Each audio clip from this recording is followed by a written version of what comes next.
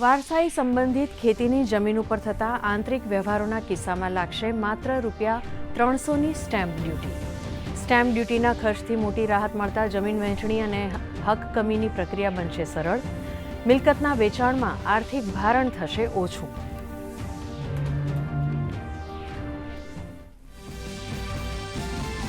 કાચા તેલની કિંમતો $100ને પાર છતાં દેશમાં પેટ્રોલ અને ડીઝલના નહીં વધે ભાવ। કેન્દ્ર સરકારે પેટ્રોલ અને ડીઝલની એક્સાઇઝ ડ્યુટીમાં કર્યો ₹10-10નો ઘટાડો, તો કોમર્શિયલ એલપીજીની ફાળવણી 50%થી વધારી 70% કરી। સ્ટીલ, ઓટો, ટેક્સટાઇલ અને કેમિકલ સેક્ટરના ઉદ્યોગોને અપાશે પ્રાથમિકતા।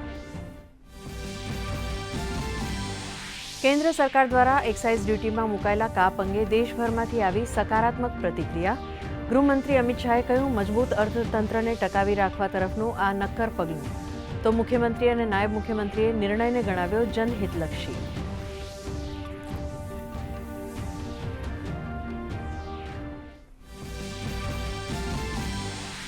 સૌ માટે વધુ એક ખુશખબર, 47,600 મેટ્રિક ટન ગેસ ભરેલા જહાજ જગવસંતનું દ્વારકાના વાડીનાર બંદરે આગમન।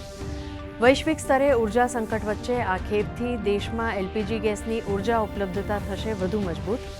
હોર્મુઝ જળમાર્ગમાં અવરોધ છતાં 4 મહત્વપૂર્ણ ટેન્કરોનું ભારતમાં સુરક્ષિત ઉતરાણ। પશ્ચિમ એશિયા સંઘર્ષ વચ્ચે પ્રધાનમંત્રી નરેન્દ્ર મોદી વિડીયો કોન્ફરન્સિંગના માધ્યમથી તમામ રાજ્યોના મુખ્યમંત્રીઓ સાથે કરશે વાતચીત। ચૂંટણીવાળા 5 રાજ્યોના મુખ્યમંત્રીઓ આચારસંહિતાના પગલે રહેશે બાકાત।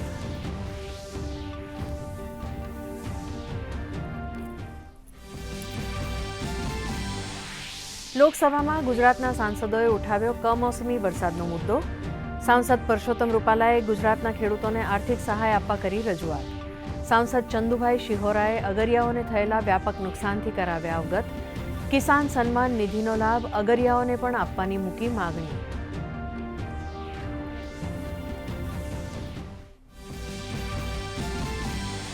રાજ્યમાં ચણા અને રાયડાની ટેકાના ભાવે ખરીદીનો ધમધમાટ। બજાર ભાવ કરતાં પોષણક્ષમ ભાવો મળતા ખેડૂતોમાં આનંદની લાગણી।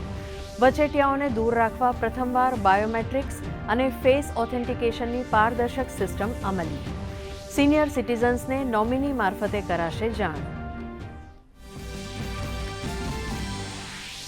પશ્ચિમ એશિયા સંઘર્ષની ઝાડથી દાઝ્યું ભારતીય શેરબજાર।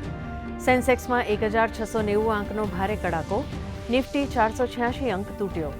ડોલર સામે રૂપિયામાં પણ કંપન, 83 પૈસા નબળો થતા 94.81ના નવા તળિયે। સોનું ચાંદી પણ થયા વધુ મોંઘા।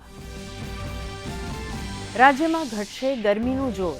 આગામી 24 કલાક બાદ મહત્તમ તાપમાનમાં 2 થી 3 ડિગ્રીનો ઘટાડો થવાનું હવામાન વિભાગનું અનુમાન। 29 અને 30મી માર્ચે ઉત્તર ગુજરાત તેમજ કચ્છના અનેક સ્થળોએ કમોસમી વરસાદની શક્યતા। 39 ડિગ્રી સાથે ભુજ અને અમરેલી સૌથી ગરમ શહેર।